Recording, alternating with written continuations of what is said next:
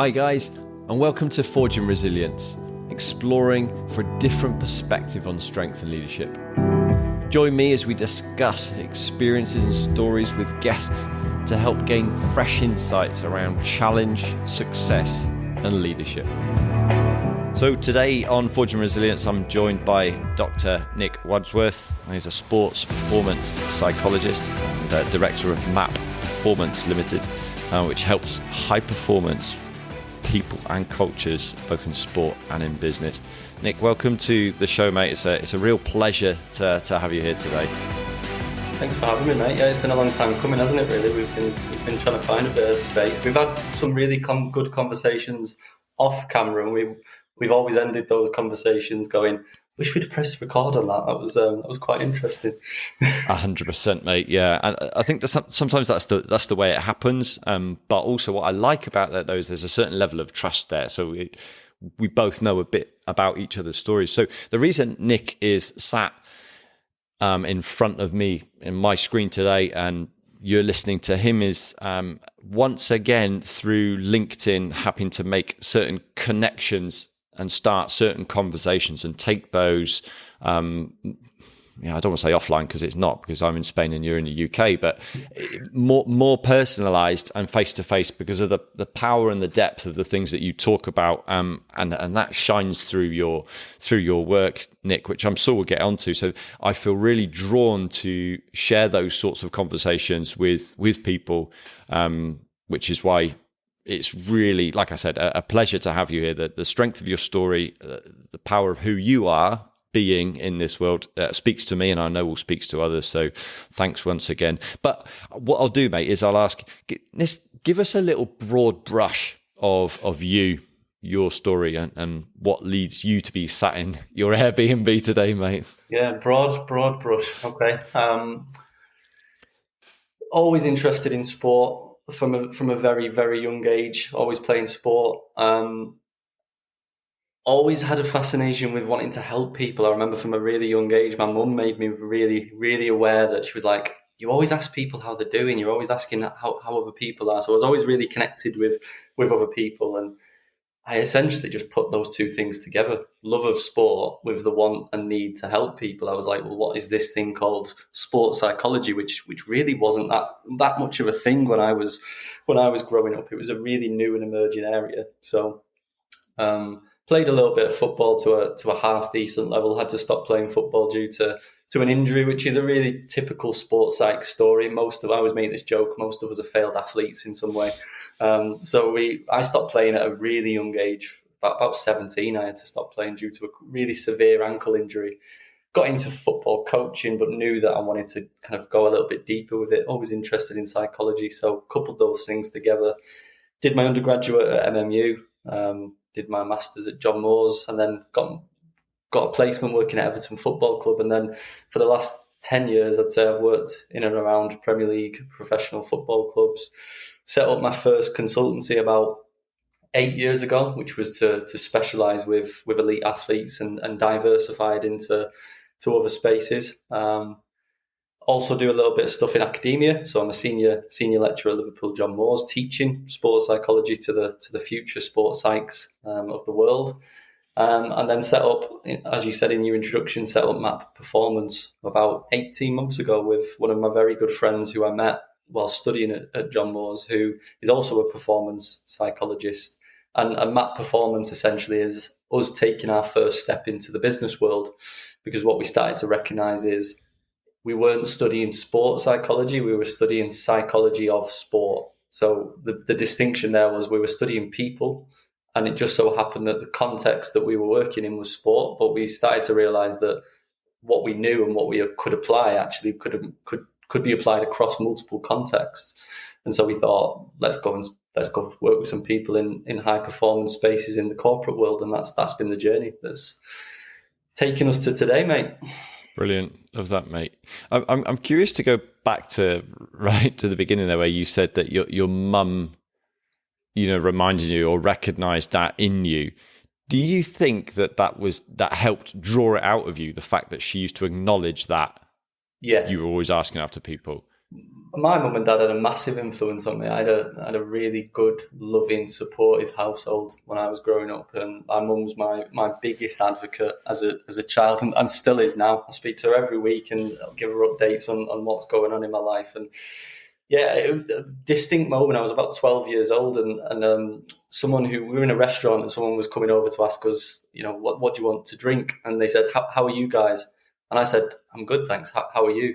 And my mum went, that's a really unusual thing to have said. Like, you don't normally actually ask the other person how they're doing. And I just remember, like, that didn't feel unusual to me. I just really genuinely wanted to know how she was doing. And she created a really loving environment for me, my mum. And I think that gave me the brilliant start in life and gave me the really good foundations to build on. Yeah, definitely. I think what you're saying I can completely relate to, and it's a really common thread, isn't it, with us as we go through our journeys and through our lives. So that foundation doesn't mean life's always going to be easy or things are always going to go our way, but that foundation, that place of knowing to come back to, so crucial, as I can relate to personally as well. Yeah, I don't know how much want to go into this, but I said I had a really good childhood because my mum and dad were really supportive. But I also went through a lot of bullying when I was a child. So you're not going to show the video to your listeners, but I've got very bright ginger hair, and I was also a very overweight child when I was younger. So there was a lot of bullying that went on at the same time. So if I was to look at the origins of why I'm doing what I'm doing today, it would probably be a combination of really caring about people, but also having to navigate some really early challenges as a young person, and wanting to try and help create environments where people didn't have to experience that. So I don't think it's not a coincidence that I talk a lot about authenticity. It's not a coincidence that I talk a lot about creating psychologically safe spaces for people, because I had that from a family perspective, but didn't have that in like the schooling systems and in the sporting systems that I grew up. So I've kind of just combined my want to support people with this idea of, well, how do we create the best environments for people to flourish and thrive? Yeah, I guess. Well, you've brought it up, mate. So I think that lived experience and wanting to do better, provide those conditions for people where that doesn't happen, is a really strong driver. So how long was that? How long were you bullied for, Nick, then? Or how long was that go on for, mate? Me and my girlfriend have a joke about this, because I went to see my own therapist about 4 or 5 years ago when I was going through a difficult moment, which we've spoken about offline, and I'm more than happy to speak about on here. And one of the realizations I came to, and it isn't funny, but it is funny in a way that we talk about it, was I've been bullied all my life. That was one of the revelations that I made in this therapy session. And the earliest I think I remember getting bullied was probably about 6 years old. We moved house to a new area, and there was a knock at the door on the first day, as you did back in the day when people played out, and it was, is the new boy playing out? And there was a group full of like 7 or 8 kids, and all of them were older than me. And there was a huge power dynamic that existed between me and my kind of friendship group, in inverted commas. And I didn't realize it at the time. There was a lot of manipulation going on, a lot of control going on. I didn't understand that it was bullying at that point, but it was probably all the way through. And I think from a very young age, I learned that I felt I needed to put on a persona, a defense mechanism, so that people stopped doing that. But all that did was attract more people, because in the schooling system, then I was fortunate that physically I'm quite big, I was quite strong, I was quite athletic. So I had a presence about me, but I also created a presence around me with like being quite arrogant, being quite cocky, getting in front of people, not giving the people the chance to get in on me initially. So that gravitated the wrong people towards me, and I probably came a bit of a self-fulfilling prophecy then at that point. So I learned from a very young age that I needed to be really tough to make sure that I could kind of survive these environments that I was in. So it went on for a good while, I'd say, and I'd say it probably carried on as I stepped into my first role in professional football. I probably wouldn't have used the word bullying, but in reality, it really was. So I was head of sports psychology at a Premier League football club at 22 years old. And I was like, I am deeply out of my comfort zone. And elite football is hyper masculine. Just some just horrendous kind of accepted cultural practices that go on in there. And I think I didn't make this connection at the time, but I was like, I'm being bullied again, and this is a trigger for all those things that I experienced when I was younger. And I was like, my purpose in life is to try and help create environments where people feel safe. And I have this little saying: past pain equals present purpose. And so connecting those dots up for me is a real driver for me moving forward. Well, I love that, mate. Past pain. Say that again, mate. Past pain. Past pain equals present purpose. Love it. Love it. I'm jotting that down. There you go. So if this conversation gets cut off, mate, the fact that I've told you I appreciate you, that I've got that past pain equals present purpose, mate. We're done. Thanks, Nick. Oh, cheers. Thanks for coming. All the best. No, that's brilliant, mate. That's really, really insightful. How did you begin to separate yourself from that bullying then, if it always went on? And because I guess that once you got to understand a bit about that, you probably, or making assumptions here, made it mean something about you. Yeah, or not. I think it would have been a really difficult thing to go through if I didn't have the voice in my head that had been created from my mum and dad going, you are loved, you are safe, you are accepted. So I had these two kind of inner dialogues going on at the same time. One which was like, you are worthy, you are accepted, you are loved, you are perfect, nothing needs to change, versus this, you are nothing, you are worth. And it was like that inner conflict. And I think it's normal that those two dialogues, those two voices can exist in the same space. And sometimes one voice shows up and sometimes the other shows up. So I'm very fortunate that I think I had a real good, strong buffer against some of that stuff. So whether we call that resilience or not, I'm not too sure. But I had a really nice alternative narrative. What I had to learn over the years was how to tune into the narrative that was going to serve me and support me and help me, and how to dial down the narrative that wasn't going to serve me. But I think one of the scars it may have created, which I had to unearth in therapy, was kind of self-compassion sometimes is missing. Like I'm really ambitious, really. I don't want to use the word obsessed because it's got really negative connotations, but I really want to grow. I really want to develop. I really want to be the best version of myself. I'm constantly learning. I'm constantly reading. But then you've got to be really careful with that you balance it with, but you're okay right now, and you're doing okay now. So because if you don't replace it with self-compassion, you can quite quickly allow that other narrative to come in, which is you're not good enough. You're not good enough.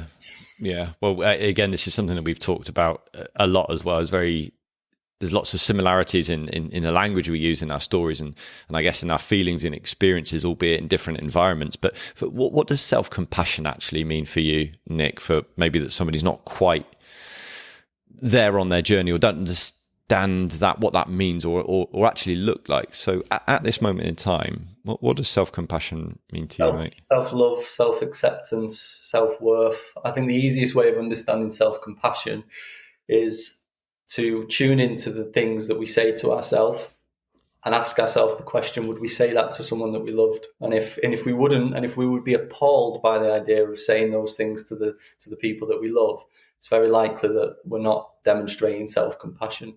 It's much easier to be harsh on ourselves and then to see the good in other people. Self-compassion is trying to flip that on its head and say, you are worthwhile. You have got a lot of things going for you. You are doing a really good job. Carry on. But that narrative isn't as common as the other one, which is you're not good enough. At least in me, anyway. No, I recognise that as well, and something that the phrase, I've got quite a few from the summer, but the most recent one this last month is just catch the story. Just catch that story. You know, it's really easy to try and read into it or try and trace it back or understand what it means, but sometimes I can't on my own. So I just have to catch it. I just have to catch it. Yeah, because both voices are there, like you said. We're human. They serve a purpose. I love the idea of stories. So when I do manage to create space to do research in my academic role, everything I do is through collecting and analysing stories, which is a concept in the research called narrative analysis. One of the challenges of stories and storytelling is the stories we create are created in conjunction with the context that we exist in. So the context that we exist in will often have one dominant narrative, one dominant story. And if your story goes away from that dominant narrative, you're seen as an outsider to that space. So there's very little space. So again, the world I've existed in the last 10 years is professional football. The dominant narrative that exists in professional football and elite sport generally is the performance narrative, is one of commitment, is one of sacrifice, is one of put 100% of your effort in, is one of neglect your friends, neglect your education, neglect your family. You're not good enough until you make it to this level. And so it can be quite difficult to catch that story if you're existing in a context where that story isn't appreciated or respected or understood. So I'm trying to get my head around now, how do we create spaces in both sport and business that allow for diversity of stories to exist. So we're not just marginalizing those stories that don't fit into the common culture and conform to the common accepted norms. It's like, well, that doesn't allow for collaboration and innovation and diversity of thought. It just creates fear and repression. So I'm obsessed with the ideas of story. So I love that phrase. How do we catch the story? I really like that.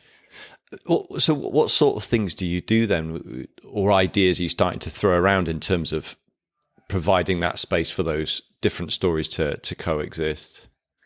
Well, I mean, this is a deep dive, so it depends on how deep you want to go with this. But for me, it's about, we work at an individual level, a team level, and then a cultural, organisational level. And really, if we were to gain entry into an organisation, be that sport or business, we want to work at that organisational, cultural level, because we believe it can have the most meaningful long-term impact on the organisation and the people within it. So first of all, we need to understand, well, what are we talking about when we say culture? And I think it's a used phrase that's not often understood. I've spent the last 2 or 3 years doing a bit of a deep dive into some of the literature on this, and I've barely scratched the surface, but I think I've got a pretty good appreciation of what culture is. And many people think culture is like shared values. But when we talk about culture just being shared values or expectations or beliefs, that's the thing that doesn't allow for the alternative stories to exist. Because if I don't share something with this organization, then all of a sudden I don't feel as though I belong in this space. So I do a lot of work around creating meaning, shared meaning and belonging. So cultures should be understood on 3 levels. Where are we shared? What's our shared purpose? What's our shared goal? What's our shared values? Where are we differentiated? Where are we different? What conflict exists in the organization or the business? But how can we unearth that in a respected way? How can we allow those marginalized voices and those different opinions to come to the surface? And then where are we fragmented? So where do we not know the answers to the questions that we've not even asked yet? What are we not even aware of? But most people stop at that shared level. If you don't align to our values, you do not belong in this organization. But you want diversity, you want innovation, you want difference. So a lot of the work that I'm really passionate about is how do we create spaces for people who have typically not brought their story to the forefront and give them the space to actually share it, because that will just take these spaces to the next level, in my opinion, through innovation and creativity and problem solving. Yeah, it's really interesting. It sounds really. I guess you have read the book by Matthew Syed, The Rebel Ideas. Yeah, it talks a lot about that. I found that an absolutely fascinating book. Going back to the Premiership level. Working with that first team and the cultures there, how did you find yourself then trying to fit into that culture or adapt yourself to that high pressure, having that understanding and knowing you're loved, but also feeling way out of your comfort zone? Yeah, I mean, that without realising it, that was probably the catalyst for when MAP was born, because central to MAP is this concept of authenticity.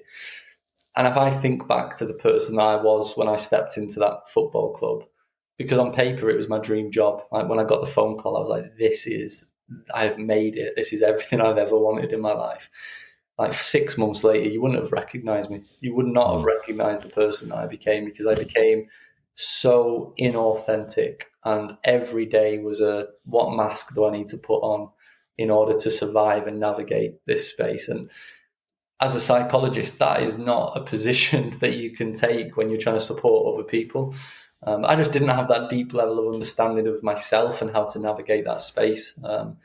I conformed to a lot of things that made me deeply uncomfortable. I would engage in the banter or the bullying and the shit conversations, even though I was like, this is just horrendous. I just wasn't self-aware enough to know why I was feeling this deep anxiety working in that space, because a lot of the commonly held values and beliefs in that world are just so contradictory to what I believe. And I just didn't understand that. So I just put a mask on, really surface level. You would probably call it on the surface here, like very adaptable. Some people might use the phrase, oh, brilliant, you adapted really well to that space.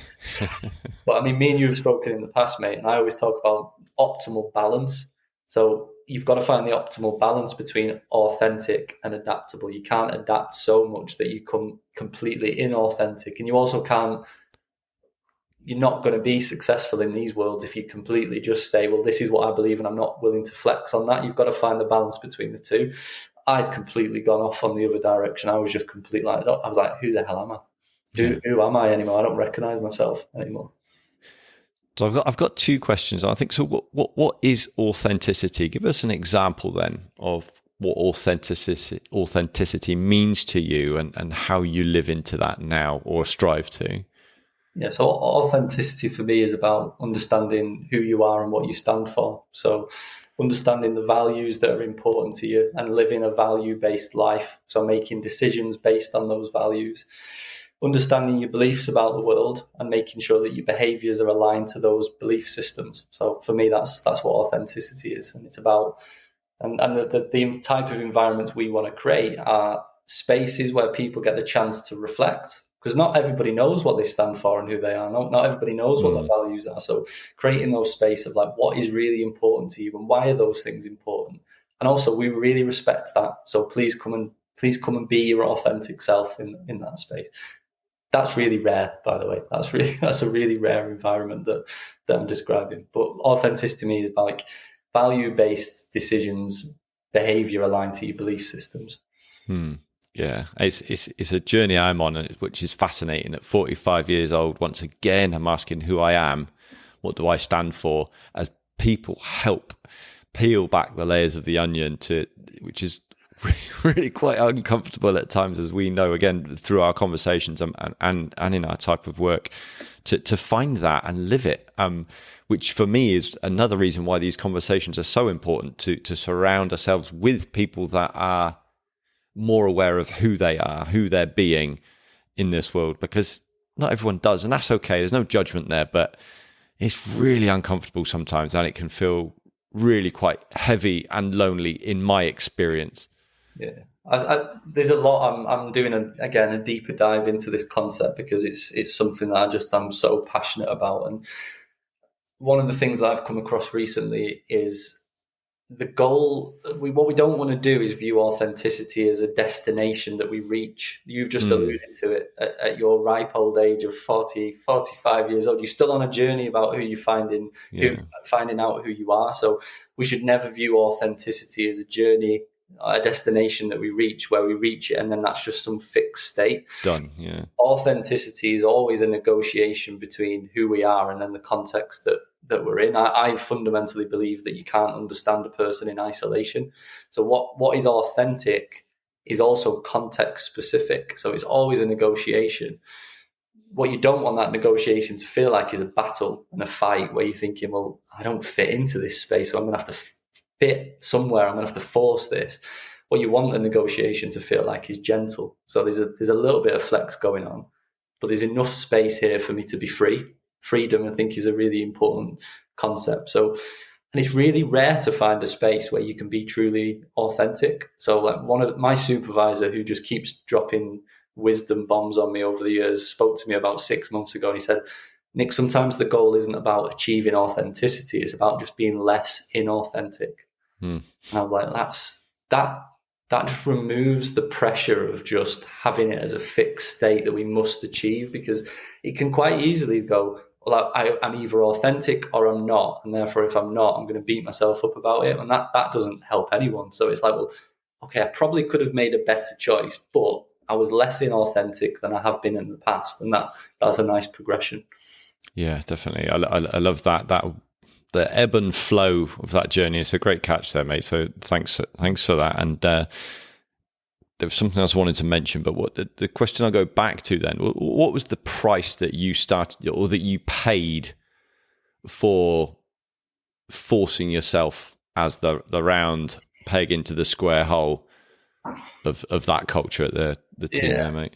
You would have seen on the outside looking in, you would have seen someone that was a ridiculously high achiever, high ambitious, head of sports psychology at Premier Football Club at 22 years old, straight out of my masters, married at 22.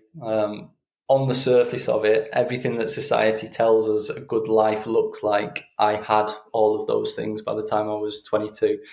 By the time I was 24, I was resigning my post at the football club because I could no longer carry on doing what I was doing. Deep levels of clinical depression, severe burnout, resentment for the sport that I used to love. Divorced. After 18 months, I came home and my wife at the time said, listen, I haven't seen you for 18 months because I was the football club I was working at was based in the Midlands and I lived in the northwest of England. So I was, on top of all of this, I was commuting a 190-mile round trip every day, 6 days a week. I was sleeping on the sofa at 2 a.m. in the morning after we'd come away from a game in London. So I was just the most broken I think I'd ever felt in my entire life. Just a complete loss of identity. Everything, my identity that I'd built up around the time was about outcome and achievement. So I said this in my therapy sessions. It was, I treated my life like a tick box. Head of Premier Football Club, tick. Married, tick. And it was like, well, that's done. I don't have to give it any energy anymore. I'm just going to move on to the next thing. And it ended up 2 years later in a really bad place. Yeah. How did you manage to start to draw yourself away from that bad place? What was the catalyst for that change, Nick? You know what? My memory of that time, and I think this is one of the symptoms of the experience I'm going through, is really hazy. There are big periods of that phase where I don't remember. So I don't know I don't know if there was a catalyst. I don't think there was a moment where it just clicked. I think it was probably more accurate to describe it as like a slow journey out of that space that had little peaks and troughs. When I was speaking about this, and I've wrote about this before, I put down the phrase "the gym saved my life." So more accurately, I would say movement saved my life. It gave me meaning again, that I had something to focus on. So I would walk to work, which was then in academia, because that was a safe place where I could have a 9 to 5 and have the weekends off, just to kind of rebuild my life. I would walk to work, which was about 2 miles. I'd go to the gym at 7 o'clock every day, and I would go through a routine where I would go, you deserve to be here. You deserve to work on yourself. You deserve to improve. Just move for an hour. And I got really, really into weight training and strength training. So that was a really useful stepping stone in the right direction. And then I became a little bit more focused on eating the right food and sleeping. So as basic as this sounds, I would go to bed at the same time every night, and I would wake up at the same time every morning. And all of a sudden, over a couple of weeks, I'm now sleeping really well. I'm now eating really good food, and I'm now exercising and I'm moving. And the foundation of that body experience, I believe that there's a connection between our body and mind. So all of a sudden now the mind started to follow with that, which was, well, look at the progress you're making. So I could start to see physical changes in my body, and that started to reinforce that I was heading in the right path. So I think that was a good catalyst. The challenge that then came, because I have a real big need to control, and that still is something that I'm working on, is off the back of the focus on the gym and on the eating, I then developed an eating disorder off the back of coming out of the depression, because I'd found a coping mechanism that helped me navigate the clinical depression and the burnout, but that developed into another mental health challenge, which was symptoms of bulimia. So I didn't realize I was demonstrating symptoms of bulimia until I saw Freddie Flintoff's documentary. And those of you that are listening, the Freddie Flintoff's documentary was just a brilliant insight into how you can have bulimia without the need to vomit and purge. The version of purging was exercise. So what started out as being something that was caring and compassionate turned into, you must batter yourself in the gym. So that ambitious person took over again, which was like, you can't just go to the gym 3 times a week and enjoy it. It was like, well, now you need to be the strongest, best at weight training. And it was like a double down on that. And that then became an issue. So that's when I ended up going to therapy to try and unravel it. And I think you said the comment before, sometimes we can't catch these things on our own. Sometimes we need that support. And I'm a huge advocate that every psychologist should go to a therapist to understand themselves a little bit better. Every person should have a therapist, in my opinion. Yeah. No, I completely agree. And I'm so grateful to, coaching, as you know better than I, is different from therapy. But I think it was very therapeutic for me to be able to have a look at myself and, like I say, peel back those layers to understand and begin to understand who I am and who I want to be, and how my behaviors were being shaped by an old story that sometimes wasn't even true. It's just my perception of something that had happened all that time ago, again, which we've spoken about. Something that's quite relevant for me, Nick, although again I can begin to catch it, but it still weighs heavy with me, is the fact that because I am a coach, because I help people, when I trip up, or when I am in a slump, or when I am engulfed in my story, it weighs quite heavily on me. That almost the guilt thing. You should know better. You know that. Can you relate to that? Is that something that, with all your knowledge, with all your experience, with all your compassion, when you go into those lows or those moments, which we all inevitably do, does that weigh on you? 100%. Yeah, you're describing exactly the period that I'm in at the moment. I'm going through quite a challenging period professionally, where experiencing a lot of setbacks because we're moving into a new space, and that's fine. But it's creating a lot of doubt, it's creating a lot of anxiety, it's creating a lot of fear. And there are days when I wake up and I wish that I didn't know all of the things that I could be doing to improve the situation, because sometimes the last thing you want to do is engage in those things. Ben, my friend and business partner, we've come up with this phrase, which is, and we know what this means, it has a meaning to us, and we just say, do the work. And that for us means embody all of the messages that we would speak to others about. We have to live those things. One, because on a surface level, we'd be really fraudulent and hypocritical if we weren't living those things. But 2, we deserve to live a life like that as well. And we need to place ourselves in the best position to be able to support others.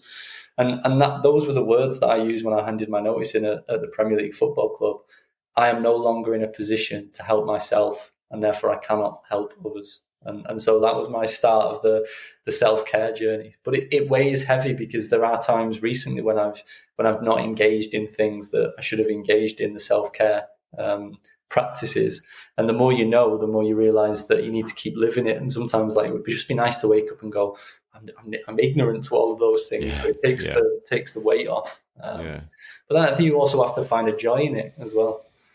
And I think you also have to find a joy in that. Don't use those practices as a means to an end, but that is life in itself. Just be present with them. Actually, some of those processes, like walking your dogs in nature, sometimes you don't want to do that because you need to jump on your emails and you need to get stuff done. But it's like, well, this is life. And actually, suffering and pain is a part of human existence. So we should just embrace it rather than trying to run away from it. Yeah, no, I love that. And that is my conclusion of something that I went through really recently, just coming off the tail end of, I was faced with a challenge which I avoided and tried to talk my way out of, and ended up telling small white lies that grew and tried to palm my way out because I didn't know the answer. And I felt really trapped. I didn't recognize this at the time. I knew I was waffling. Luckily, this person is absolutely incredible. I'm not going to name them, but they helped draw this out of me and show this to me.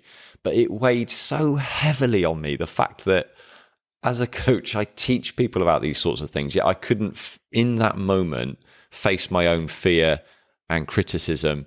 And it really weighed heavily. It really weighed heavily. And I think there's two things about that. First of all is just because we do this work doesn't mean it's not uncomfortable. And secondly is that we're all human and we're all going through these experiences. And my lesson from that was, again, so once I caught the story, just become present. Because when I'm present, I'm connected to what's here now. So that is a feeling of something in my stomach rather than assumptions, noises, and memories of when I was in school getting called out for not knowing my 3 times table, which I still kind of struggle with, etc., etc. So yeah, I think that you've defined that brilliantly, mate. In presence. Yeah, what you're talking about here again comes back to self-compassion. So I have a process at the end of each day now where I do a little bit of journaling. I find it really cathartic just to create that space to do a bit of journaling. I have a 4-step process at the end of my days now. Recall a moment where you were self-critical and just write down that moment. What were the emotions associated with that critique? So that's the mindfulness element of it. What did you feel? What were you thinking in that moment? And then the third step, which is the bit we're talking about here, which is suffering is just a part of being a human being, is common humanity. Recognizing sometimes when we're not being compassionate to ourselves, we believe that we're the only people that are making these mistakes. Why am I doing this when everyone else seems to be doing a really good job? But actually that common humanity piece is really useful. This is a normal human experience. Yeah. And then the last phase is self-kindness. Replace the self-judgment with a self-kindness. And I've been doing that for about 7 weeks now, and I'm starting to notice, without needing the journal, the moments where I am being judgmental, so that I can go through that process in the moment, which is a really useful thing to be able to do. Yeah, no, I bet it is, mate. When going back a bit again to when you started to get out of depression and then you started to develop an eating disorder, mate, how do these days do you catch that need to constantly be the best, or to strive to have the most successful business, or to be the best lecturer that you can, or whatever it is, the task that you've got in front of you? I think I still have that inner drive. I think the clear distinction to me now versus how I would navigate that journey before was best meant in comparison to others. So I wanted to be the best sports psychologist or the best lecturer in comparison to how other people were doing it. I've just replaced that with I want to be the best version of me, essentially. So I never want to remove that ambition. I never want to remove that ambition in the people that I'm working with, because if I was to say to them, well, don't strive to be the best, and I'm working with elite athletes, that would go, you're not the right sports psychologist for me because I want to be the best. But social comparison rarely, if ever, brings any good things into our life. So the best for me now is just being the best version of me. So we have this little phrase that we talk about quite a lot, which is create an infinite purpose. Something that can never actually be achieved, but is something that you're always striving towards. So be the best version of yourself, constantly learn, constantly grow, constantly develop is an infinite purpose, because you'll never reach it. Similar to what we were talking about before of like be the most authentic version of yourself is an evolving thing that will never change. So we speak a lot about purpose over performance, and I think that's probably the difference now. Is I'm purpose driven rather than performance driven. And obviously the irony of that is, if you were to go back to performance, your performance is probably better because you're purposeful.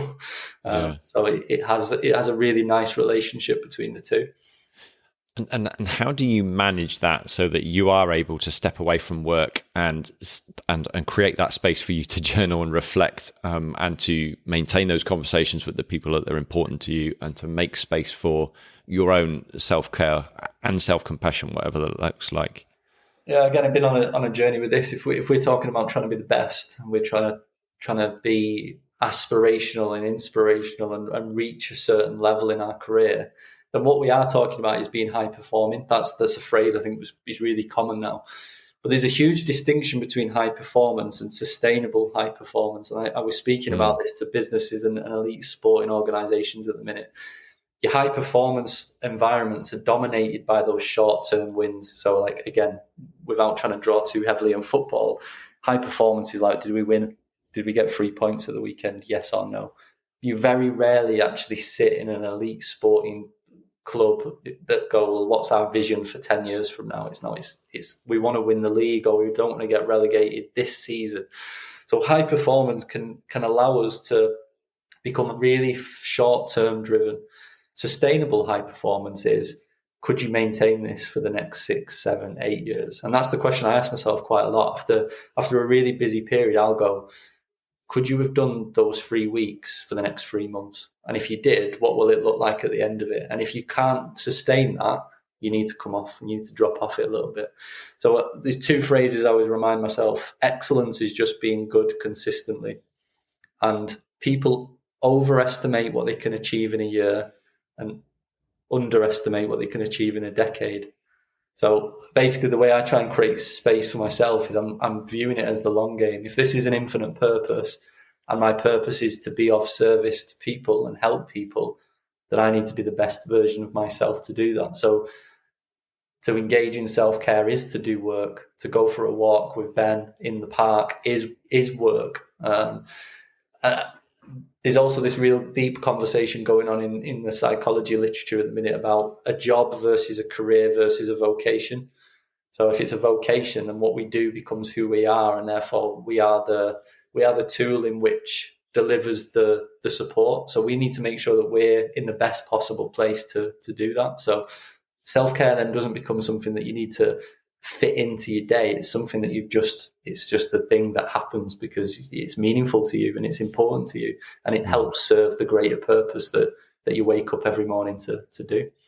And I guess the challenge is being able to fit that into an environment, or create, better said, an environment that supports that. Because in my experience, it's much better to be seen to send X amount of messages or X amount of emails or X amount of sales than it is to look after myself and do less of that. Yeah, well, everyone in the world of business and sport is trying to justify their place in the world. And the easiest way to do that is through performance. So you get some short-term performance wins, and all of a sudden, you've just justified your position in the world. You've driven your ego, you've driven your status, your identity becomes reinforced. But the challenge becomes and you'll have seen it in these worlds, the high performers get rewarded with more jobs, more work. So all of a sudden you just created this scenario now where you've just demonstrated that you're a high performer, but now you're just getting bombarded with more things that you need to do. So actually, can we just create systems that allow for sustainable performance? And actually, a big one that we're trying to work with teams on at the minute is like, what space do you create to allow for failure? Because I was so fixated on everything just needs to be right straight away. It's like, well, no, because we have to accept that failure is going to be part of that process as well. Yeah, I'm curious to hear a bit more about that, mate, the systems that you create in space for failure. Could you talk to us a bit about that? Yeah, I mean, we have this model that we've developed recently. All of this stuff that we're talking about, this idea of being authentic, feeling safe, finding meaning, finding purpose, we were like, well, if that's the end goal, if that's what we're trying to help people create, when is that most under threat? And we came to the conclusion that it's when people go through change. So change that they either create themselves, create the change that's inflicted on them, change that's big or small. And there's this concept in the literature called critical moment. So what are your critical moments in your life? And a critical moment is a moment when you have anxiety associated with a change in your identity. So your identity is either threatened, or you have a successful moment that reinforces who you are and it becomes who you are. So we've got this model that has 4 phases in it. But what we're talking about here and this creating space for failure is, the first phase is expectation phase. So what expectations are you creating within your organization about what high performance looks like? If you get fixated on the short term and there's no space in that expectation phase for navigating failure, then your performance has to meet that expectation. It's very rare that our performance actually matches our expectation. It usually falls below it. And that's the moment where teams really struggle. It's like, well, now we're not meeting our targets. And the common thing that then people do is they double down, because they go, well, the answer is do more work, spend more time doing it, because that'll raise the performance so that it's in line with the expectation. But what they don't realize is they've not actually built in any ways of navigating the moment when it doesn't go wrong, doesn't go right, because it's not always going to go right. So how do we navigate those moments where our execution of the performance doesn't meet our expectation? And again, I can do a little bit of a deep dive into like the psychology of this, but when people fail or don't meet people's expectations, that's a threat. And when human beings feel threatened, they'll do what we were talking about before, which is put on a mask and hide their true sense of self, because they don't want to admit that they don't know what to do. They don't want to admit that they need support. So actually what you see is in these moments, when people need to ask for help the most, is the least time that they're likely to ask for help. So it creates isolation, it creates loneliness, it creates poor communication, it impacts on cohesion, all because we've not said, well, what happens if it doesn't go right? These are the systems that we're going to have in place to allow for failure to exist within the system. So that's some of the work that we're doing at the minute. It's really complex. It's really difficult. Yeah. No, I guess that, because it sounds like you're trying to push something upstream and obviously against the current and general flow. But I sense the benefit of that. And again, it can relate to so many things you're saying there. So in terms of that system for failure, mate, you mentioned 4 things or 4 phases. You hit on 1, expectations. What are the other other 3, mate, briefly? Expectation, which is defining what high performance means to us. Execution, which is delivering against what we said we were going to do in the expectation phase. Evaluation, which is reviewing the extent to which we're hitting our targets. But the key there, everybody does that and everybody does those 3 phases. But the key to that evaluation phase is balanced feedback, balanced reflection. So what we see quite commonly in both sport and business is the only time feedback gets provided is when we're not meeting our expectations. So you set too high expectations and you don't have a contingency for failure. You inevitably don't execute against those too high expectations, which creates failure. And then you only evaluate the things that are going wrong. So that creates this doubt, that creates this fear, that creates this lack of confidence, demotivation. And you might show up as, my team are not resilient enough. It's like, well, no, the environment isn't creating resilient people. And then the last phase is evolution. So and the easiest way of describing that phase is, how have we changed through change? Which is quite an abstract method thing, but it's like, well, once we've gone through this change, we're probably not going to be the same people. We're probably not going to be the same team. We're probably not going to be the same organization coming out of the other side. So how do we need to recognize how we've changed in order to reevaluate our expectations at the start of the cycle? And then we go again. So it's a constant cycle. And that cycle can happen in a day. So you can go through that cycle in a day, and it can be a really micro cycle of it. That cycle can be a whole year. That cycle can be a 5-year strategy about setting expectations. And that's kind of where we want to get to, is going into these organizations at that executive level and supporting that process. Yeah, love that. Cheers, mate. You touched on it there, mate, but in terms of resilience, then, I'm curious to know what resilience means to you. Yeah, I knew you were going to ask me this question. And resilience to me brings up really negative connotations. The word resilience, I was telling you before about stories are co-created between us and the environment in which we're situated. So that means that the language that we use is also co-created between the language we use and the language that's socially acceptable to use in the space that we exist.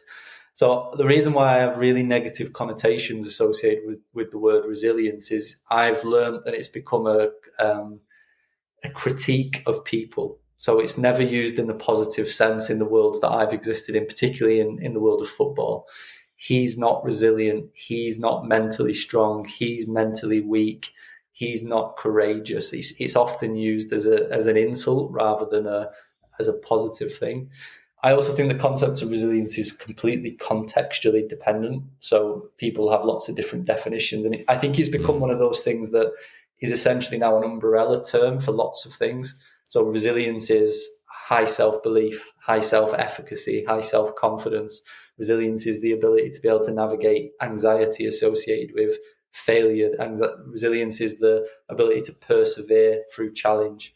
Resilience is the ability to adapt, the ability to maintain motivation for a prolonged period of time. So for me, resilience is kind of an umbrella term that that brings together lots of psychosocial functions. Yeah, and I love it, mate. And yeah, you've hit the nail on the head. And in terms of, I even sometimes get to the point, because I'd realized when I started, I wanted to be a coach.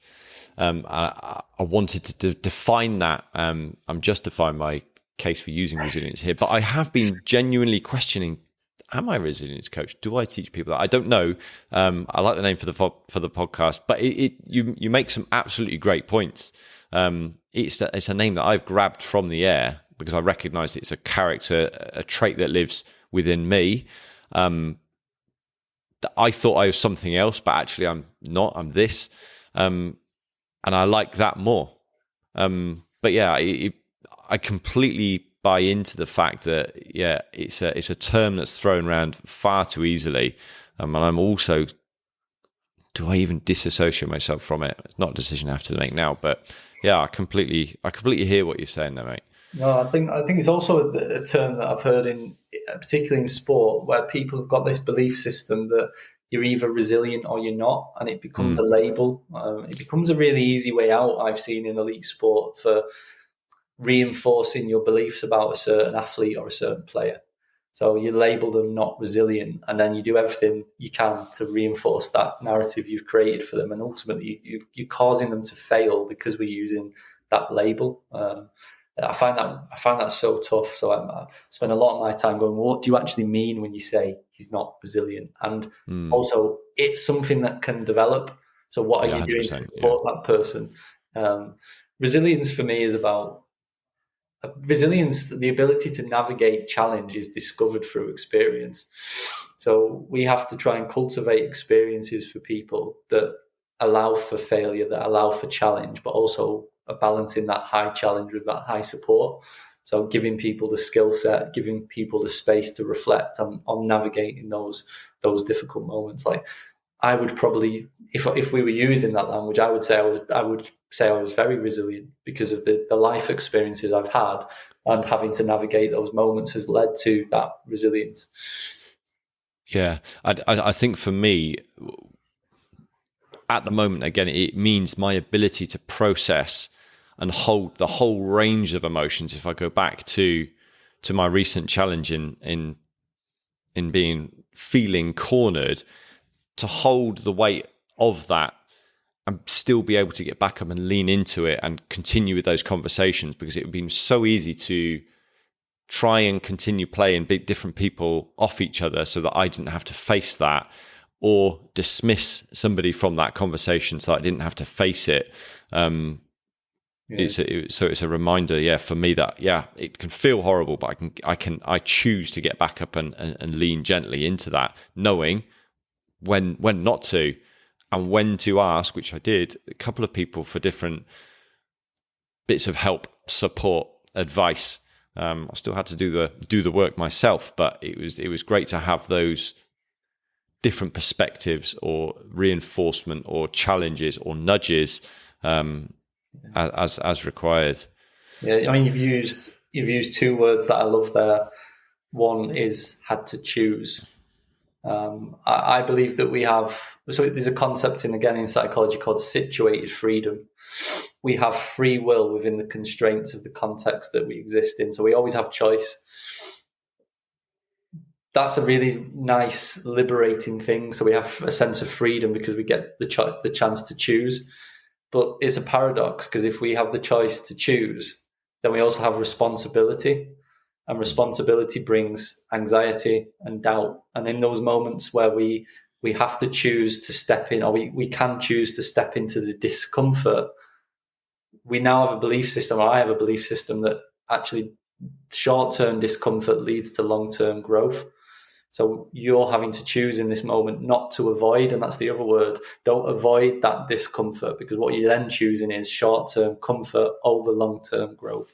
So we talk about sustainable high performance is allowing people the freedom to choose, but encouraging them, supporting them to choose short-term discomfort in the hope that will lead to long-term growth. And ultimately, that I've just gone through is 90%, 95% of the one-to-one work I do with elite athletes is not teaching them skills like imagery and self-talk. They already know all that. They wouldn't be where they are if they didn't know that stuff. It's navigating those choices. Do I stay at the club and fight for my position, or do I transfer to another club and leave? And then it's like, well, who are you? Who do you want to be? How are your values going to help you make that decision? How are your beliefs going to help you make that decision? And it's all about navigating those moments of change and resilience and courage. Courage, I think, is a massive thing, stepping into that discomfort, because the other thing about choice is we can make a choice based on our values and beliefs, but we will never know the consequences of that decision until it unfolds and happens. So courage to me is wrapped up in this idea of resilience, is wrapped up in this idea of choice. We have to have courage to step into the unknown, even if that's going to cause us a bit of pain in the short term, and in the knowledge that we can never control the future. That's so fundamental to my belief about how I help people. What we've just talked about there is like 90% of the job, I think. Love it. And I guess that comes back to that foundation then, if to read into that, of yet knowing that we're enough, that message has been, that seed has been sowed long ago enough to whatever the outcome, I'm enough. Yeah. The love, the self-compassion, to be able to hold that for ourselves, regardless of the situation. Yeah. So it's making a choice and not needing the outcome to drive the decision that this was the right thing to do. It's I'm going to step into this discomfort, knowing that if it doesn't work out as I would hope it does, I still have a really nice solid foundation to come back to, because actually who I am right now is enough. Yeah, and I think what's fascinating for me is that, again, there was all this story, and I'll finish with this, but all this story, and the guy still chose to speak to me about this, held that space for me, and helped explain his position, what he saw in me, what he thought I was making the mistake on, which is just an incredible opportunity, and one that I can see, wow, what a gift. Somebody that I've almost basically tried to trip up is helping me learn from this experience. It still felt horrific, by the way, but what an opportunity. What an opportunity. Nick, to start to wrap up, mate, I'm just curious if there's, in terms of high performance, I know that you try and create those environments and cultures for people and businesses, but what's a couple of myths that you'd love to dispel if you had the opportunity around high performance, given your experience with high performance, mate? Some of the myths. Or stuff that just grips you. Yeah, the stuff that grips me is I have a lot of conversations about paradoxes or trade-offs. So I think one of the myths, or one of the things that I find really interesting, is that what we often see in these really high performance organizations is some people believe we need to be at the extreme ends of certain spectrums in order to be different, unique, pushing the boundaries. I always come back to the phrase, and I already said it earlier, about finding the optimal balance between. Some of the things on the surface of them look mutually exclusive, but the best organizations find the balance between the two. So I'll give you an example. Structure and freedom. So like, how do we find the optimal balance between allowing our people to have the freedom and autonomy and choice, but also giving them enough direction so that they know where we're heading? So we have that shared, going back to that definition of culture, we've got that shared direction, that shared goal, that shared purpose. But within that, we're not restraining and restricting and saying you must do it this way and control it. We're then finding that balance between the structure and the freedom. Very similar along those lines, another trade-off or paradox, I think, in high-performance environments is conformity versus creativity. And again, those things seem like completely opposite ends of the spectrum. But how are we finding the balance between being really clear with what we expect, but also creating the space for people to put their own spin on it? So this is where we want to head, similar to the structure freedom kind of dynamic. This is where we want to go, but I want you to put your spin on it. I'm going to give you the space to do that. But we do have boundaries that are unacceptable, and these are made really clear. So we have a clear focus and a clear direction. The one that we've spoken about continuously without actually naming it is finding the balance between acceptance and ambition. So it seems such a paradoxical thing that we should say, there's a gap between who I am and who I want to be. Like, most high performance people will say that resonates with them. I'm not where I want to be yet. But the paradox becomes that actually to get where you want to be, you have to accept who you are right now. And if we go to the extreme end and we fill that space with I'm not good enough, I'm worthless, we're making it more difficult to get to where we want to go. So for me, and this is a new thing that I'm trying to understand and articulate, and I don't know if I've done a good job of it there. That'll be a first time I've really articulated it in this kind of forum. But how do we find the optimal balance between those conditions to drive sustainable high performance? I love it, mate. I think that's a brilliant way to end on that question for people to ponder, and no doubt to speak again about. Nick, yeah, as I said, mate, we'll start to wrap it up. I'm just curious to know if there's anything else you'd like to talk about that we haven't, that you feel compelled to, or if something you'd like to say to start to finish, mate.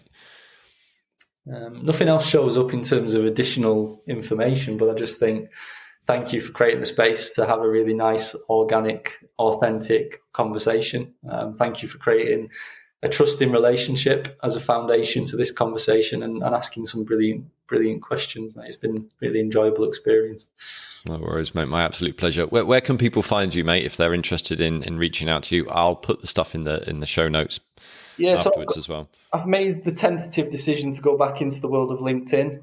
My account got hacked about 5 years ago, and it was probably the nicest thing that ever happened to me because I couldn't get back onto LinkedIn. However, the caveat is we wouldn't be speaking if it wasn't for LinkedIn. So you can find me on LinkedIn, Dr. Nick Wadsworth, and our website for MAP Performance is mapperformance.co.uk. So you can find us on our website. Brilliant. Nick, mate, thanks again for being here. Thanks for the courage to step up and talk about your story, and thanks for being who you are in this world, mate. It means a lot that I can interview and learn from people like yourself, and also to know that we've got that relationship outside as well. It means a lot. So thank you for being an awesome guest here, mate. I really appreciate your time and you. Thanks, mate. Appreciate it.